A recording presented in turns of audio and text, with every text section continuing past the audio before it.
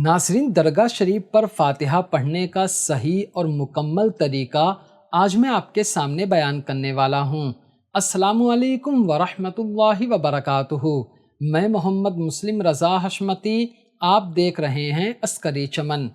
नाज़रीन, जब भी आप किसी दरगाह शरीफ पर या मज़ार शरीफ पर हाज़िरी देने जाते हैं या फ़ातिहा पढ़ने के लिए जाते हैं, तो बेहतर तरीका ये है कि आप अपने घर से ही वज़ू बना कर जाएँ, और जब आप जाएँ तो रास्ते भर में आप दरूद पाक, कलमा शरीफ या ज़िक्र वगैरह करते जाएँ, ताकि आपको पूरे रास्ते भर ज़िक्र करने का सवाब मिले। फिर जब आप किसी अल्लाह के वली की प्यारी बारगाह में हाज़िर हों तो बहुत ही अदब और एहतराम के साथ आप हाथ बांधकर उनकी बारगाह में सलाम करें। इस तरह, अस्सलामु अलैकुम या वली अल्लाह, यानी आप इस तरह भी कह सकते हैं, ए अल्लाह के प्यारे वली, अस्सलामु अलैकुम। यानी आप सिर्फ ये भी कह देंगे अस्सलामु अलैकुम तो भी हो जाएगा, तो सलाम करें। उसके बाद देखो, दो तरह के लोग होते हैं। एक तो वो जिन्हें बहुत सारी चीज़ें याद होती हैं, कुरान पाक पढ़ना आता है, कई सूरतें याद होती हैं, वो देख के पढ़ सकते हैं। तो मैं यही कहूँगा कि आप ज़्यादा से ज़्यादा देर तक वहाँ बैठें, कुरान पाक की तिलावत करें, दरूद पाक पढ़ें और फिर आखिर में जाकर फ़ातिहा पढ़ें। और अगर आपको कुछ भी नहीं आता, जैसे मतलब ये कि कुरान पाक की तिलावत करना आपको नहीं आता, तो फिर आप दरूद पाक ही पढ़ते रहो। कम से कम 50 मरतबा, 100 मरतबा दरूद पाक पढ़ो, उसके बाद आपको फ़ातिहा पढ़ना है। अगर आपको फ़ातिहा का मुकम्मल तरीका आता है तब तो आप वही पढ़िए, जिनको नहीं आता है उनको फ़ातिहा का ये वाला तरीका पढ़ना चाहिए। अब जब सब कुछ आपने पढ़ लिया तो अब आप फिर से 3 मरतबा दरूद पाक पढ़िए, उसके बाद 1 मरतबा सूरे फ़ातिहा यानी अलहम्दु शरीफ पढ़िए, ठीक है। उसके बाद कम से कम, यानी सबसे कम, आप 3 मरतबा कुल हुवल्लाहु अहद शरीफ, जिसको सूरे इखलास कहते हैं, आप वो पढ़िए। फिर आप 3 मरतबा दरूद पाक पढ़िए। ये आपने पढ़ लिया। अब उसके बाद आपको दुआ करना है। अगर आप अपने किसी मकसद को लेकर हाजिर हुए हैं, किसी काम के मुताल्लिक हाजिर हुए हैं, आपने कोई नज़र मानी थी कि मेरा ये काम हो जाएगा तो मैं अल्लाह के वली की बारगाह में जाऊंगा, आप इसलिए हाजिर हुए हैं, तो आपको उसके मुताबिक दुआ मांगना है। मैं एक तरीका आपको बता सकता हूं कि आपको उस तरीके के मुताबिक दुआ मांगना है। बाकी रटी रटाई दुआएं नहीं मांगी जाती हैं, क्योंकि दुआ नाम है उस आवाज़ का जो दिल से निकलकर ज़बान पर आती है। बस मैं एक तरीका बता देता हूं, आपको उस तरह दुआ करना है और उसके बाद आपको जो भी आपका मकसद है वो दुआ करना है। सुनिए गौर से।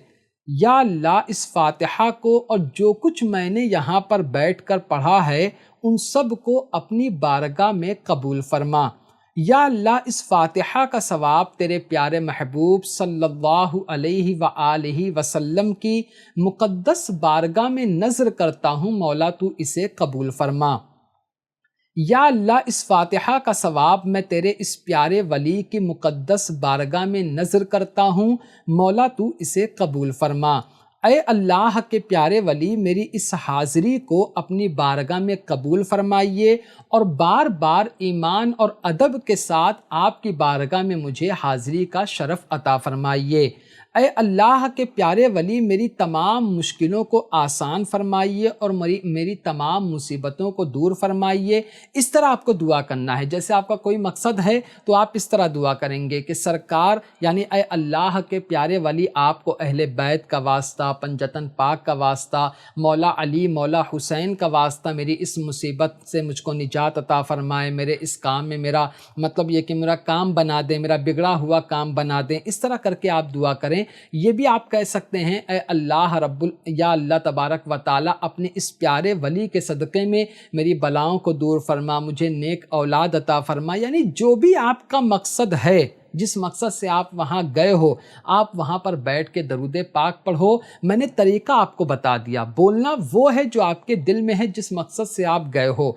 याद रखना, कौन दरगाह शरीफ पर क्या कर रहा है उससे आपको मतलब नहीं होना चाहिए। आप जिस मकसद से गए हैं اس مقصد کے لیے دعا کریں۔ اور ایک سب سے اہم بات، جب آپ درگاہ شریف میں جائیں، اندر داخل ہوں تو چوکھٹ کو بوسہ دیں، اس کو چومیں اور اس کے بعد داخل ہوں، لیکن باہر ہی پہلے آپ فون وغیرہ سائلنٹ کر لیں تاکہ اندر جانے کے بعد آپ کا جو ذہن ہے وہ صرف اور صرف وہاں پر ذکر وغیرہ کرنے میں لگے، اللہ کے ولی سے آپ کا جو کنیکشن ہے وہ لگے، باقی جو موبائل وغیرہ وہاں آپ کا ذہن نہیں جانا چاہیے، اور جس مقصد کے لیے گئے ہیں اس کے لیے آپ دعا کریں۔ تو امید کرتا ہوں کہ اب آپ سمجھ گئے ہیں کہ درگاہ شریف پر آپ کو فاتحہ کس طرح پڑھنا چاہیے، دعا کس طرح مانگنا چاہیے۔ اللہ تبارک و تعالی ہم سب کو اپنے پیارے اولیاء کرام کے صدقے میں ہماری تمام پریشانیوں کو دور فرمائے اور ہمیں رزق حلال عطا فرمائے، ہمیں ایمان پر زندگی اور اسی پر موت نصیب فرمائے، آمین ثم آمین۔ تو ناظرین، آج کی ویڈیو میں صرف اتنا ہی۔ السلام علیکم۔